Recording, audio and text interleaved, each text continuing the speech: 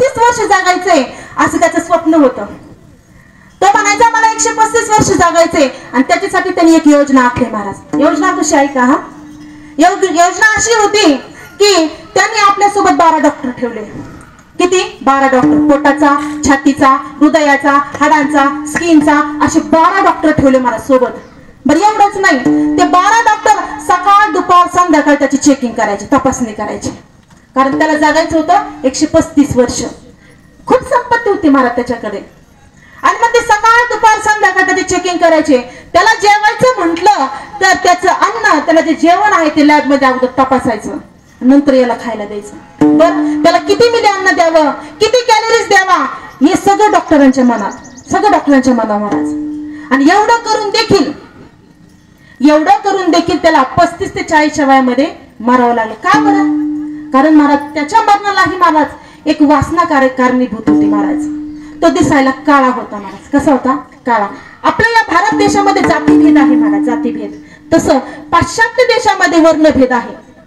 काळा माणूस वेगळा, गोरा माणूस वेगळा. काळ्या माणसाला तिथे जास्त मान नाही. आणि हा मायकल जॅक्सन काळा होता महाराज, लय काळा होता. मग त्यांनी काय केलं? आपल्याला काळं राहायचं नाही, आपल्याला गोरं व्हायचं म्हणून सगळ्या अंगाची शस्त्रक्रिया केली महाराज. भरपूर अशा शस्त्रक्रिया केल्या, भरपूर अशा सुया त्याच्या अंगामध्ये टोचल्या गेल्या महाराज. तो गोरा झाला. पण एवढंच नाही, प्लास्टिक सर्जरी केली चेहऱ्याची. आपल्या प्रियसीला जसा आवडन तसा चेहरा बनवला त्याने. बरं म्हणजे प्लास्टिक सर्जरी जी आहे महाराज ती सोपी आहे का? नाही महाराज, अत्यंत महाराज. हजारो सुया त्या शरीरामध्ये टोचल्या गेल्या. बरं एवढ्या सुया टोचल्यामुळे त्याच्या शरीराला वेदना होऊ लागल्या महाराज. आणि ते वेदना त्याला सहन होत नव्हत्या म्हणून तो पेन क्लिअर महाराज खायचा, ते इंजेक्शन घ्यायचा. आणि ते इंजेक्शन घेतल्यामुळं, ओव्हरडोस झाल्यामुळं त्याला एक दिवशी जावं लागलं महाराज. म्हणजे कितीही संपत्ती असली तरी एक दिवशी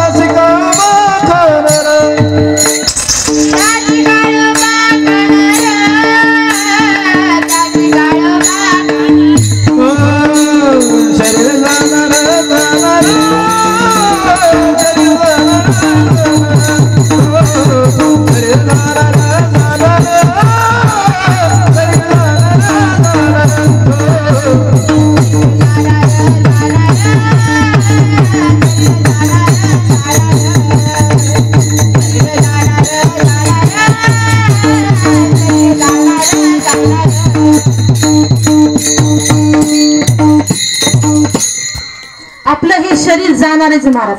कितीही संपत्ती आपण कमवून ठेवली ते सोबत काही घेऊन जाता येणार नाही महाराज. राजा सिकंदर होऊन गेला महाराज. अख्ख्या विश्वावर त्यांनी राज्य केलं, पूर्ण विश्वावर त्यांनी राज्य केलं महाराज. आणि त्याचा अंतकाळ जवळ आला. आता त्याचं मरण जवळ आलं. आणि मरताना महाराज बायको रडू लागली, मुलं रडू लागली, नातवंड रडू लागली, प्रधान रडू लागले, पूर्ण विश्व रडू लागलं आपला राजा आता जाणार आहे म्हणून. परंतु त्या सिकंदराने प्रधानजीला बोलून घेतलं जवळ आणि म्हणे माझी एक शेवटची इच्छा आहे. प्रधानजी म्हणले काय?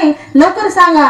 ते म्हणले माझी एक शेवटची इच्छा आहे. मी या पूर्ण विश्वाचा राजा आहे, परंतु मी मेल्यानंतर माझी प्रेत यात्रा हत्तीवरून काढू नका. म्हणे का? माझी इच्छा आहे म्हणे. ऐकून घे पुढं. माझी प्रेत यात्रा हत्तीवरून काढू नको. माझी प्रेत यात्रा 4 माणसाच्या खांद्यावरून काढ. म्हणजे ठीक आहे, परंतु याचं कारण? अरे माझी प्रेत यात्रा 4 माणसाच्या खांद्यावरून काढ आणि माझे कोपरापासून हात असे खाली लोंब कळते ठेव. म्हणे म्हणे राजा मला फक्त कारण सांगा, काय कशामुळे असं करताय? मी या पूर्ण विश्वाचा राजा आहे आणि मला जाता जाता सगळ्या संसाराला सांगायचंय की या सिकंदराने सगळ्या विश्वावर राज्य केलंय, परंतु जाताना या सिकंदराला उघड्या हाताने जायचंय.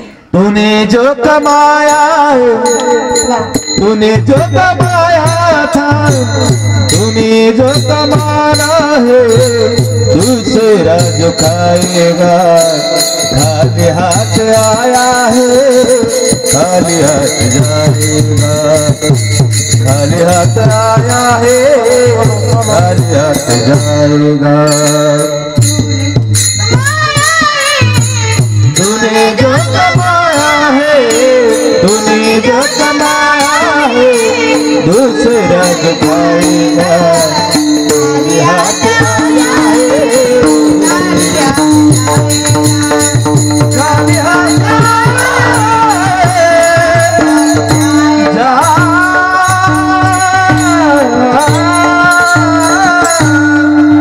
आपण जेवढी संपत्ती कमवायची तेवढी इथंच ठेवून जायचंय महाराज. रावणाची संपत्ती एवढी होती महाराज, परंतु जाताना फुटका मनीसला त्याला घेऊन जाता आला नाही. त्यालाच काय आपल्याला घेऊन जाता येणार नाही महाराज.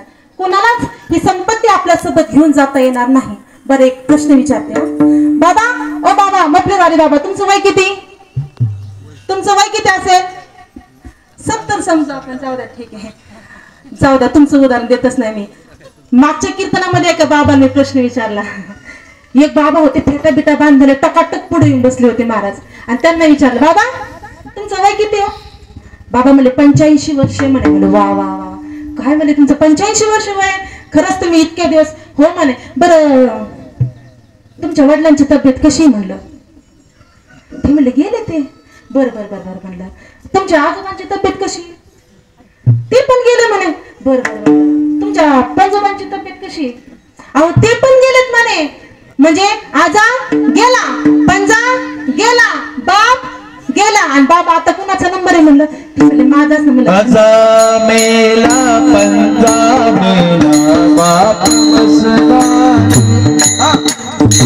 आजा मेला पंजा मेला बाप मसला गेला.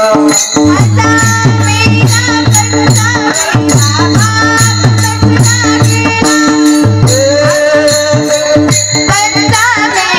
बाप मसला गेला. आजा मेला पंजा मेला बाप मसला गेला. आजा मेला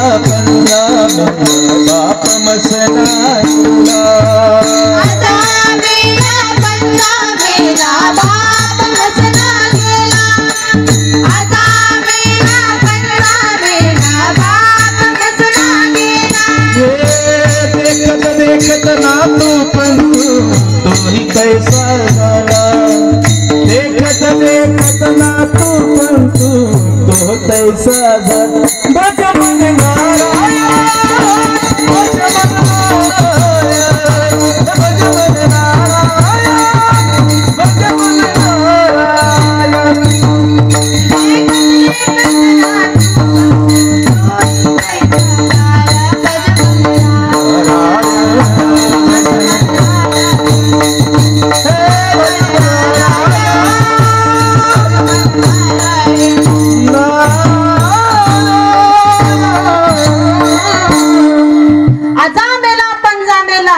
सगळेच मिळेल महाराज आणि नातू पण तोही जाणार आहे. कोणीच इथं राहणार नाही.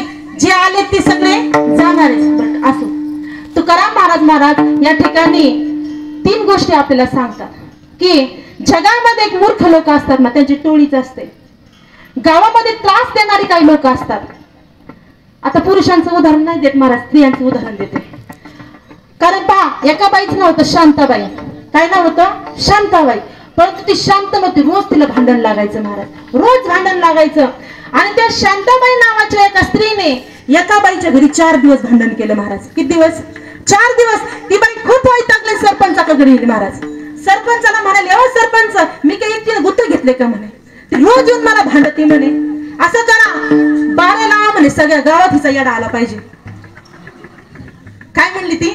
सगळ्या गावात हिचा येडा आला पाहिजे. मी एकटीन का गुत घेतलं का म्हणे, सगळ्या गावाला होऊ दे त्याचा येडा. सरपंच म्हणे ठीक आहे. आणि मला सरपंचाला ऐकावं लागत. सरपंचाने यादी तयार केली.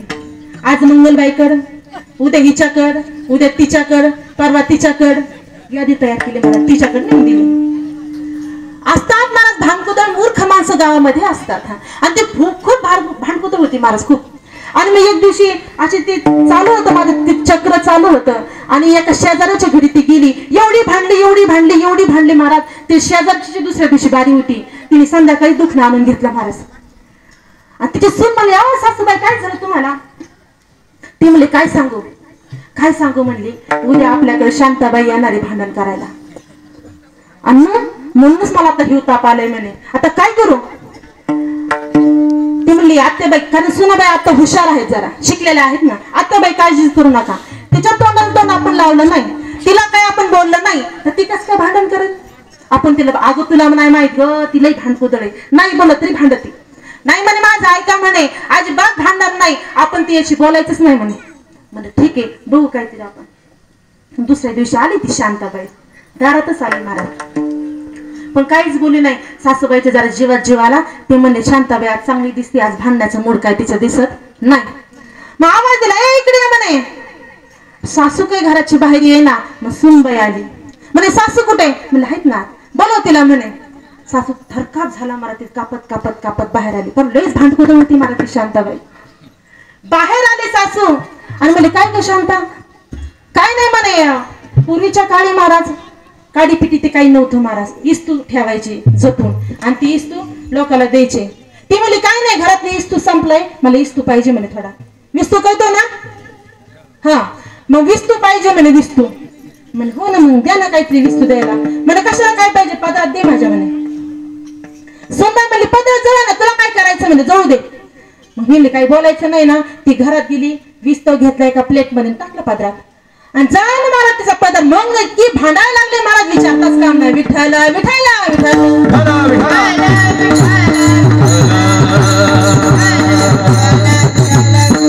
असे भांडकुदळ माणसं, असे मूर्ख माणसं गावामध्ये असतात महाराज, प्रत्येक गावामध्ये. मग तुकाराम महाराजांना प्रश्न केलाय का माणसाने?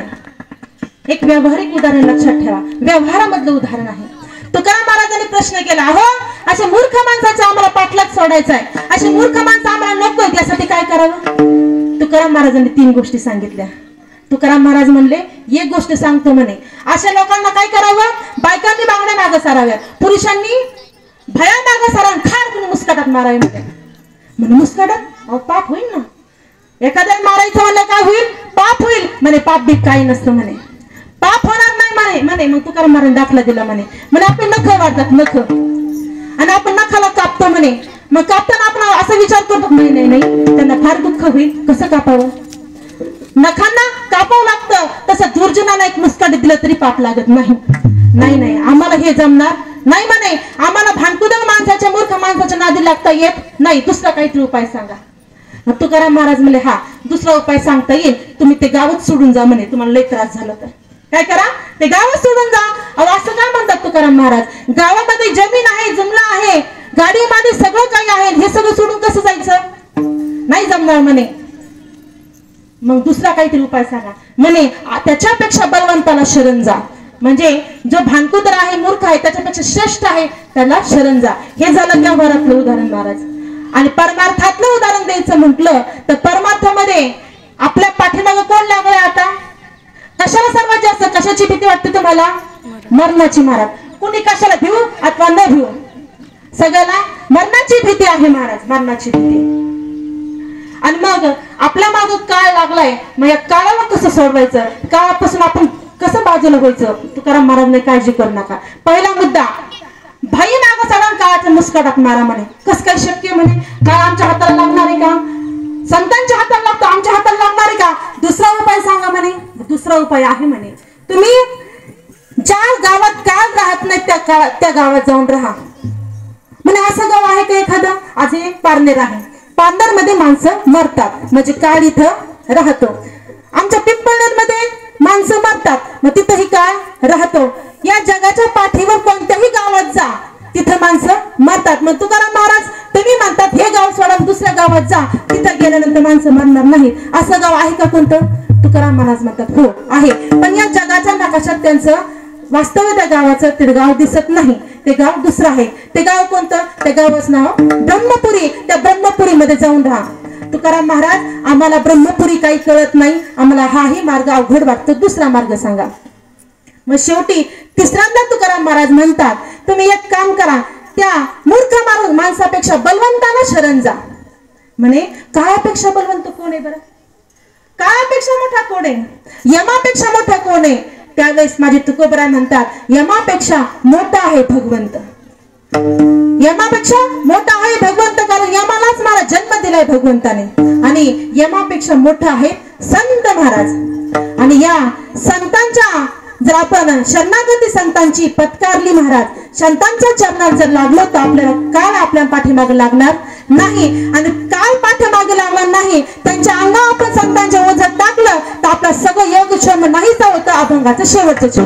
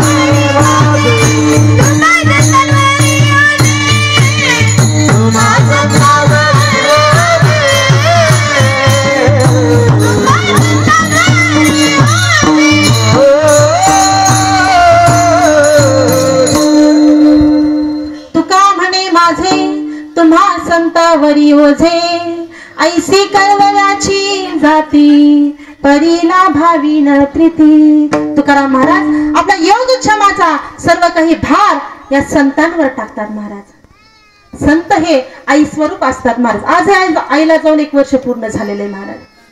1 वर्ष पूर्ण झाले महाराज. आणि आईविषयी बोलणं हे वक्त्याचं कर्तव्य महाराज. आज आईला जाऊन 1 वर्ष पूर्ण झाले महाराज. मी नेहमी कीर्तनातून सांगत असते महाराज. हा की जी डोळे उघडे करून प्रेम करत असते ना तिला मैत्रीण म्हणायचं, जी डोळे झाकून प्रेम करत असते तिला प्रियसी म्हणतात आणि जी डोळे वटारून प्रेम करत असते तिला पत्नी म्हणायचं आणि जी मरेपर्यंत प्रेम करत असते तिला काय म्हणायचं? आई. मी तर म्हणेन जी मेल्यानंतरही प्रेम करते तिला आई म्हणावं. तुम्ही म्हणताल असं का म्हणतात आई? जी मेल्यावर प्रेम करते ती आई? हो, मी तुम्हाला पटवून देणार आहे महाराज. जी मेल्यानंतरही आपल्या लेकरांवर प्रेम करत असते तिला आई म्हणायचं.